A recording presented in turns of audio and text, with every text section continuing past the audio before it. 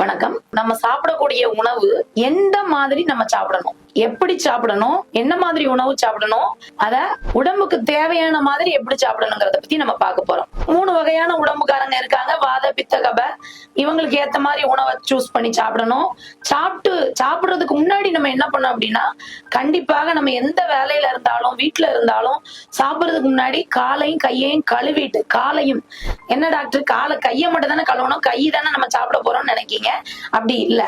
நம்ம எப்போ ஒவ்வொரு வேளை சாப்பிடுறதுக்கு முன்னாடியும் கால்களையும் கழுவணும், கைகளையும் கழுவணும். இந்த மாதிரி கால்ல ஈரம் காயறதுக்கு முன்னக்கூட்டி நம்ம உணவை எடுக்க ஆரம்பிச்சிடணும்.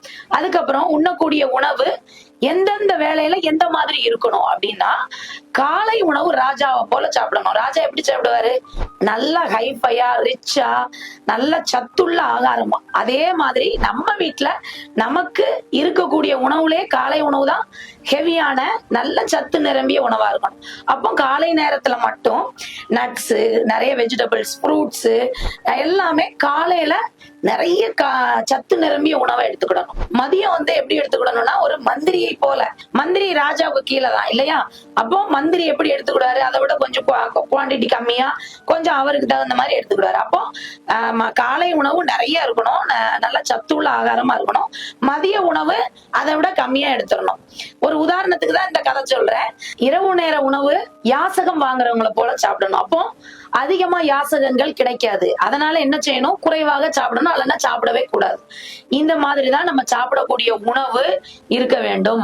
காலை அதிகமாக, மதியம் குறைவாக, நைட்டு அதை விட கம்மியா, இல்ல ஒண்ணுமே இல்லைன்னா கூட பரவாயில்ல, ஒரு பழத்தை சாப்பிட்டுட்டு படுத்துடணும். இந்த மாதிரி இருந்தோம் அப்படின்னா சாப்பிடக்கூடிய உணவு கரெக்டான விஷயத்துல இருக்கும். ஏன்னா பித்த நீர் உருவாகக்கூடிய நேரம் பகல் பொழுதெல்லாம், வெயில் அதிகமாக இருக்கும் போதுதான். சந்திரன் ஆரம்பிச்ச பிறகு நமக்கு உண்ணக்கூடிய உணவு ஜீரணம் குறைஞ்சிரும், பித்த நீர் குறைவாக சுரக்க ஆரம்பிச்சிரும். அதனாலதான் இரவு நேர உணவு சாப்பிடாம படுக்கிறது நல்லது. அந்த மாதிரி இருந்தாலே நமக்கு உடல்ல எந்த ஒரு வியாதியுமே வராது.